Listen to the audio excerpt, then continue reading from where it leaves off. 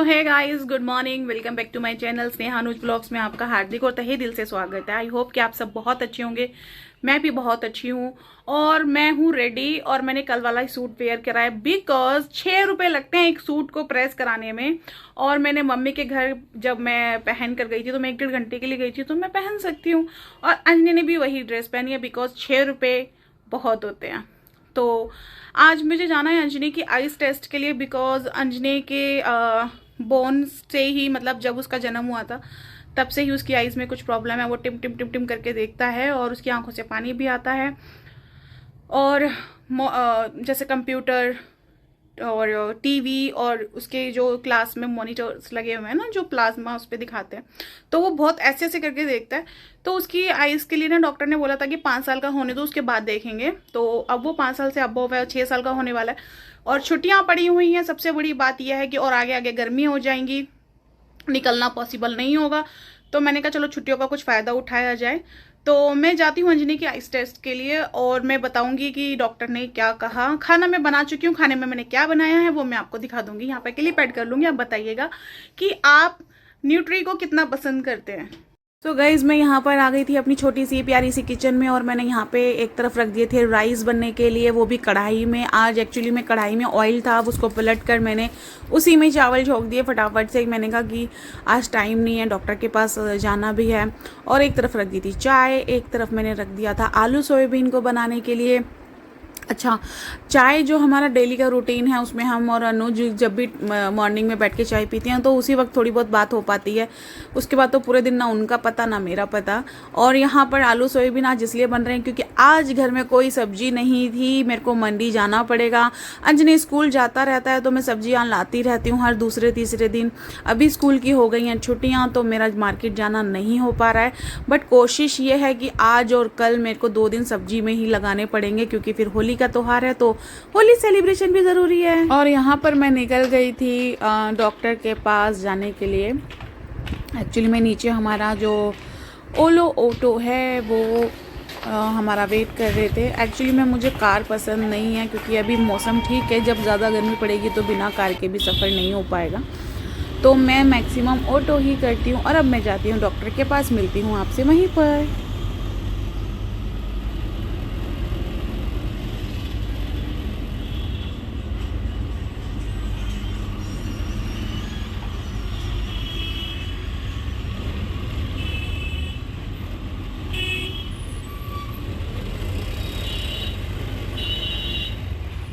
और यहाँ पर हम पहुँच गए थे क्लिनिक और लिफ्ट में ऊपर नीचे हम कर रहे थे क्योंकि हमें लिफ्ट कभी ऊपर ले जा रही है कभी नीचे, लेकिन बीच में नहीं रुक रही थी। तो वहाँ पे मैं और अंजनी कर रहे थे फन।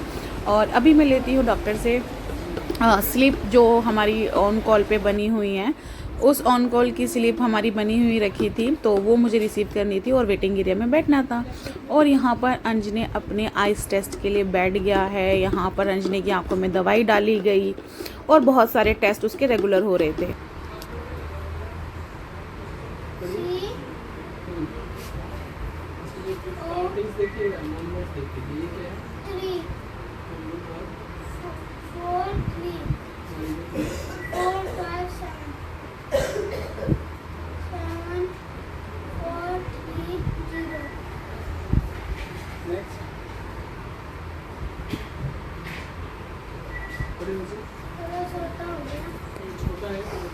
सारे टेस्ट होने के बाद हम निकल चुके हैं घर के लिए और मैं घर जाकर आपको बताऊंगी कि अंजनी की रिपोर्ट्स और डॉक्टर के क्या कहना है उनका अंजनी की आइज़ को लेके। तो मैं मिलती हूँ आपसे घर पर।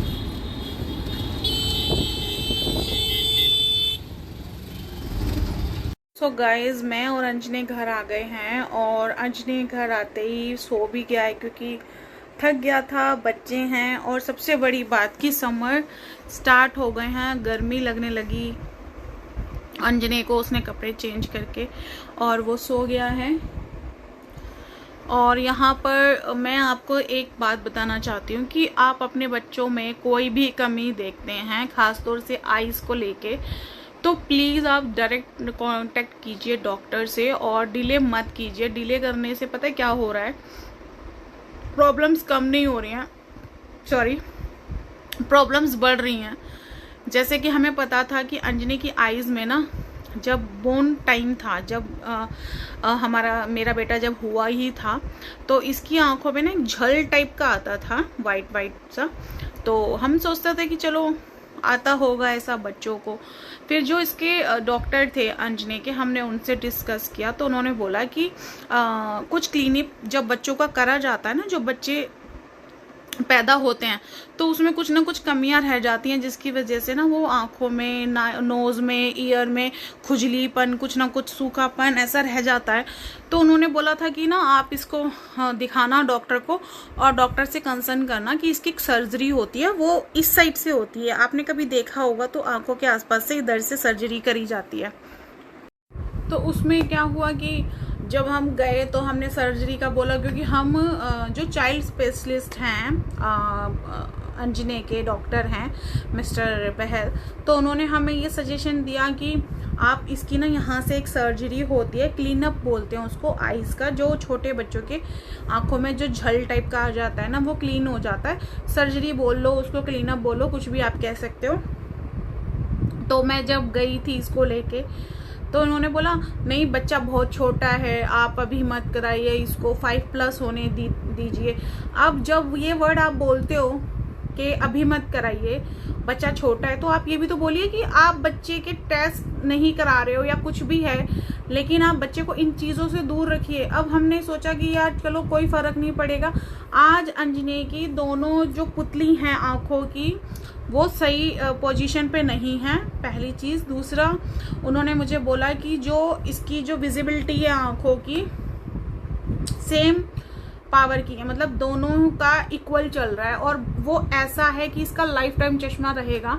और हमने बोला कि ऐसे कैसे, लाइफ टाइम तो नहीं कर सकते, कुछ तो इसका वो होगा। फिर उन्होंने आज फिर वो वर्ड यूज़ करा, सर्जरी। तो हमने बोला कि अब कौन से साल में सर्जरी होगी, तो बोले 18+। मैंने कहा फिर 18+। फिर मैंने उनको सारी बात बताई कि आपने मेरे बच्चे को उस टाइम पे ऐसे बोला था। तो मैंने उनको फिर याद दिलाया कि आपने उस वक्त ऐसा बोला था, आपने उस वक्त ऐसा बोला था। तो देखो वो भी अपनी जगह ठीक थे, क्योंकि डॉक्टर्स का ये कहना था कि आप गोद में बच्चा लेकर आए थे, और हम भी न्यू पेरेंट्स बने थे, हमें भी इतनी नॉलेज नहीं थी। तो उन्होंने बोला आप गोद में बच्चा लेकर आए थे तो बच्चे की आइज़ कैसे टेस्ट कर सकते हैं। आपको पता है कि आइज़ टेस्ट करने के लिए एटलीस्ट बच्चे की 5 ईयर होनी चाहिए एज। तो मैंने उनको ये बोला कि आई नो कि आप, लेकिन मुझे कुछ तो प्रिकॉशंस बताते कि हमें बच्चों को फ़ोन्स नहीं देने, हमें बच्चों को टेलीविजन्स नहीं दिखाना। अब अंजनी क्या करता है, लेट के टीवी देखता है, जो कि इसके लिए बिल्कुल अच्छा नहीं है। लेट के टीवी नहीं देख सकता ये, अगर इसको टीवी देखना है तो बैठ के देखना है, वो भी 2 घंटे। लेट के पढ़ नहीं सकता, लेट के फ़ोन नहीं देख सकता। तो ये सारी इंस्ट्रक्शंस जो उन्होंने आज मुझे दी, अगर वो उस वक्त दे देते थोड़ा सा, तो इसकी शायद कुछ आइज़ में कुछ होता। लेकिन उनका ये कहना है कि इसकी आइज़ शुरू से ही ऐसी हैं, आप ज़्यादा सोच रहे हो आप, क्योंकि मैं पेरेंट्स हूँ तो मैं शायद ज़्यादा सोच भी रही होंगी, वैसी बात है। मेरी जगह कोई और पेरेंट्स होगा तो वो भी सोचेगा। लेकिन मेरा आप लोगों को एक मैसेज है, वो मैसेज ये है कि आपके बच्चे को, चाहे वो 3 साल का है, 2 साल का है, 4 साल का है, आप टेस्ट जरूर कराइए। और मुझे एक बात ये पता चली है कि टेस्ट के लिए ना आपको एक जो बच्चों के जो स्पेशलिस्ट डॉक्टर होते हैं उनसे लिखवाना होता है। वो अगर लिख के दे देते हैं तो आपके बच्चे का टेस्ट होता है। मेरे डॉक्टर ने लिख के नहीं दिया था, इसलिए इसका टेस्ट नहीं हुआ था। आज जो हुआ है वो ये है, नतीजा निकला है कि हर 2 महीने में इसके आइस टेस्ट होने हैं। और कोशिश है कि अगर अंजनी रेगुलर उन चीज़ों पे फोकस करेगा, जो टाइम टेबल, जो एक्सरसाइज अंजनी को दी जाएगी वो करेगा, टीवी, फ़ोन, इन सब चीज़ों से दूर रहेगा, तो इसकी आइज़ के कुछ नंबर्स कम हो सकते हैं। उसके चांस 0.1% है, 1% भी नहीं है पूरा। तो डॉक्टर ने यही बोला है कि आप इसको इन चीज़ों से दूर रखिए। अदरवाइज ये जो नंबर आया है, जो आइज़ की जो प्रॉब्लम है, ये लाइफ टाइम है। अगर आप सर्जरी पे जाते हो तो 18+ पे इसकी सर्जरी करा सकते हो। सर्जरी में बच्चे के हेडक, दिमाग पे थोड़ा फर्क पड़ता है। ये एक्सपीरियंस जो था ना आज का मेरे बेटे को लेके, वो मैं आप लोगों से शेयर कर रही थी कि आप लोग ना कुछ भी चीज़, एक जुकाम को भी बहुत सीरियसली लीजिए, खांसी को बहुत सीरियसली लीजिए, बच्चे कान में अगर ऐसे उंगली दे दे के खुजाते हैं उसको बहुत सीरियसली लीजिए। क्योंकि आज मेरे जहाँ मैं गई थी अंजनी को लेकर, वहाँ पे भी ऐसे बहुत से पेशेंट्स अपने बच्चों के साथ आए हुए थे, पेरेंट्स आए हुए थे सॉरी। तो वो कह रहे थे कि आपके बच्चे ऐसे ऐसे करते हैं, इसका क्लीन अप जरूरी है, आईज, ये जो नोज़ होती है, ये पार्ट जो होता है ना नोज़ का, वो सूखा सूखा रहता है बच्चों का। और आप कभी देखना किसी किसी बच्चे के ना यहाँ पर वाइटनेस रहती है, ठीक है, या कानों के ऊपर वाइटनेस रहती है, या यहाँ पर हमेशा बच्चों की ढीठ रहती है। तो वो चीज़ें आज मैंने बहुत सुना है डॉक्टर से, और वो बच्चों की ही डॉक्टर हैं जो ये सब दिखा रही थी, समझा रही थी। तो मुझे ये लगता है कि अगर कुछ भी प्रॉब्लम है ना, प्लीज़ आप डॉक्टर को जाके दिखाइए और उनसे सलाह लीजिए। प्लस पॉइंट ये भी है कि अंजनी के एग्ज़ाम हो गए हैं ख़त्म। अंजनी की आंखों में जो दवाई डलेगी 1 हफ्ता रेगुलर डलेगी, जिससे अंजनी को ब्लर दिखेगा।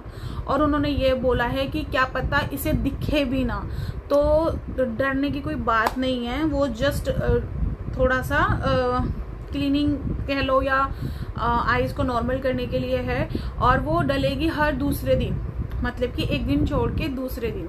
तो अभी भी मैं जब डलवा के लाई थी तो अंजनी सीढ़ियों पे स्लिप हुआ है, और मतलब डर गई थी मैं, लेकिन उसको कुछ लगा नहीं, कोई चोट नहीं लगी। बट फील होता है यार, मैं माँ हूँ। और आप अपने बच्चों पे प्लीज़ थोड़ा सा ध्यान दीजिए। वाइट टर्न हो रही है तो उस पर भी ध्यान दीजिए, उसका भी बहुत बड़ा रोल आज मैंने देखा है। सो आई होप कि आज का व्लॉग आपके लिए थोड़ा सा इन्फॉर्मेटिव हो, कि आपको कुछ इन्फॉर्मेशन जो मैंने देने की कोशिश करी वो आपके काम आए। आप थोड़ा सोचें उसके ऊपर, अपने बच्चों की तरफ थोड़ा सा ध्यान दें, क्योंकि आजकल की जो लाइफस्टाइल है वो बहुत बिजी हो गई है। हम जैसे व्लॉगिंग भी करते हैं, हम इंस्टा पे रील्स भी बनाते हैं, हम फेसबुक को भी चला रहे हैं। अभी तो मैं एक चैनल स्टार्ट करने वाली थी मिनी व्लॉग के लिए, लेकिन वो मैं अभी नहीं करूँगी, वो मेरा डिसीजन नहीं रहेगा। मैं सिर्फ फेसबुक पे मिनी व्लॉग्स डालूंगी, मैं यूट्यूब पे एक न्यू चैनल न्यू क्रिएट नहीं करूँगी। और आज के व्लॉग को मैं यहीं पर एंड करूँगी, क्योंकि मेरा दिमाग सच में बहुत ज़्यादा आज ख़राब हो चुका है। ऑब्वियसली बात है, माँ हूँ, और बच्चों को अगर खरोंच भी आती है तो माँ बहुत परेशान होती है।